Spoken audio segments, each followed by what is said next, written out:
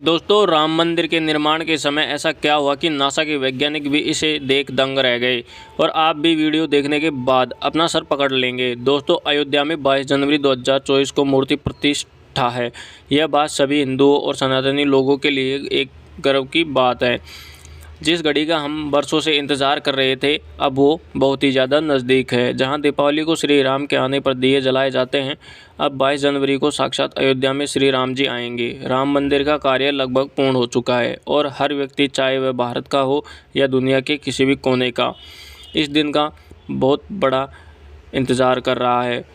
लोग रामलला की मूर्ति के दर्शन हेतु व्याकुल हो रहे हैं। श्री राम की मूर्ति बनाने हेतु देश के 3 सबसे बड़े कलाकार बुलाए गए थे और जो भी इस पल को अपनी आंखों से देखेगा वह जीवन मरण के बंधन से मुक्त हो जाएगा, क्योंकि 22 जनवरी 2024 को राम मूर्ति की प्राण प्रतिष्ठा है। लेकिन इस मंदिर के निर्माण के समय ऐसी घटना घटित हुई है कि लोगों को अपनी आंखों पर यकीन नहीं हुआ और वैज्ञानिक भी हैरान है कि आखिर यह हो कैसे सकता है, या दूसरा कहे तो ये भगवान श्री राम का ही चमत्कार है। आखिर ऐसा क्या हुआ कि राम मंदिर के निर्माण के समय, उसे जानने से पहले यदि आप भी प्रभु श्री राम के भक्त हैं तो कमेंट में जय श्री राम ज़रूर लिखें और ये वीडियो आप कहां से देख रहे हैं वह भी ज़रूर कमेंट करें। दोस्तों, जब राम मंदिर का निर्माण चल रहा था तो यहां 1200 खंभों की एक चित्रकारी हुई और अमेरिका के प्रसिद्ध वैज्ञानिकों की टीम को बुलाया गया ताकि वे इसमें होने वाली कमियों को दूर कर सके, क्योंकि राम मंदिर में किसी प्रकार की भी कमी न हो। जब राम मंदिर के निर्माण हेतु कार्य चल रहा था तो वहाँ की मिट्टी से खुदाई करते समय एक ऐसी वस्तु निकली जो कि बहुत ही प्राचीन और अद्भुत लग रही थी। इस प्रकार से मिली हुई इस अद्भुत वस्तु को कारीगरों के दिमाग को हिलाकर रख दिया और स्वयं वैज्ञानिक भी इसके कारण सदमे में हैं कि जिसके उपरांत एक सभा बिठाई और उसकी जांच पर लगा दी गई। लेकिन एक ऐसा वाकया घटित हो गया कि उस वाक्य के कारण सभी लोग राम रस में डूब गए और राम भक्ति करने लग गए। दरअसल राम मंदिर की देखरेख के लिए एक अमेरिका वैज्ञानिक जे रॉबर्ट अयोध्या आए हुए थे। वे देखना चाहते थे कि राम मंदिर का कार्य सही चल रहा है या नहीं। तो उन्होंने देखा कि सब सही है, सभी कारीगर पूर्ण रूप से अपना अपना कार्य कर रहे हैं, परंतु उनकी नज़र मंदिर के थोड़ी दूर एक स्थान पर पड़ी जहाँ की मिट्टी उन्हें अपनी ओर आकर्षित कर रही थी। वे मंत्रमुग्ध होकर वहाँ गए और उनके पास जाकर उनके मन में ख्याल आया कि मैं इस मिट्टी को खुदाई कराऊं। को खुदवाने लगे, तब वहाँ के अचानक भारी मात्रा में पानी निकलने लगा, जिसे देख सब हैरान हो गए कि आखिर पानी आ कहाँ से रहा है। तो जांच करने पर पता चला कि यह पानी मंदिर के पास की सरयू नदी का है। सब हैरान थे कि यहाँ ये कैसे हो सकता है, पानी कैसे आ सकता है। कुछ लोगों का कहना था कि यह स्वयं सरयू मान है जो मंदिर के निर्माण में अपना सहयोग प्रदान कर रही है।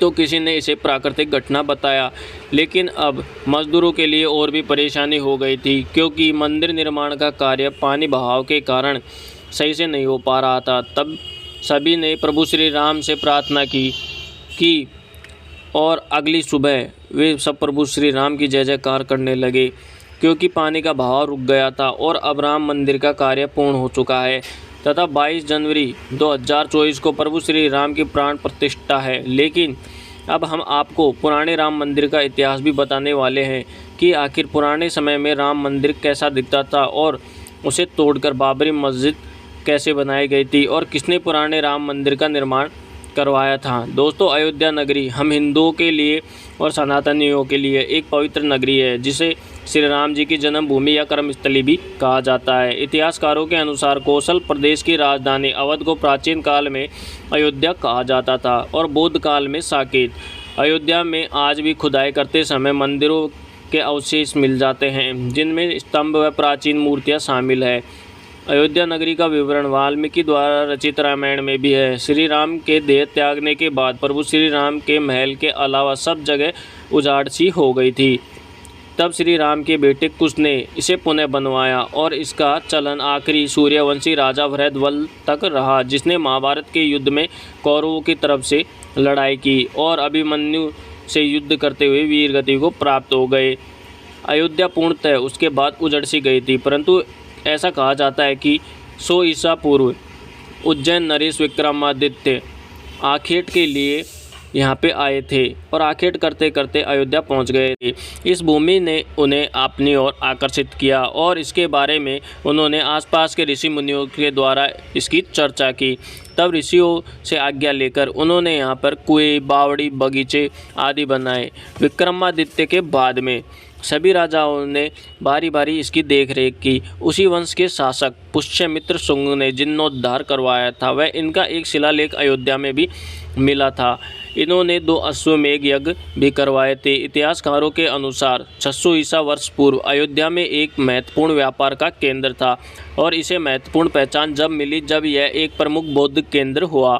उस समय इसका नाम साकेत था। इसके कुछ समय बाद ईसा की 11वीं शताब्दी में कन्नौज नरेश जयचंद आया और मंदिर पर स्थापित विक्रमादित्य के शिलालेखों को उजाड़कर अपना नाम और पानी दे दिया तथा पानीपत के युद्ध में जयचंद का भी अंत हो गया, जिसके बाद भारत में आतंक और बढ़ गया और काशी, मथुरा व अयोध्या को लूट लिया गया। लेकिन 14वीं शताब्दी तक भी उनसे राम मंदिर नहीं टूटा और सिकंदर लोदी के शासनकाल में के दौरान तक यह मौजूद था। लेकिन उसके बाद मुगलों का शासन हुआ। वह राम मंदिर तथा अयोध्या को नष्ट करने के लिए कई अभियान भी चलाए गए और 1527 से 28 के मध्य इस भव्य राम मंदिर को तोड़ दिया गया और उसी जगह पर बाबरी ढांचा खड़ा किया गया। और बाबर ने के एक संस्थापक ने बिहार अभियान के दौरान अयोध्या में एक मस्जिद बनवाई, जिसके बाद औरंगजेब, जो कि बाबर के पूर्वजों से संबंधित था, एक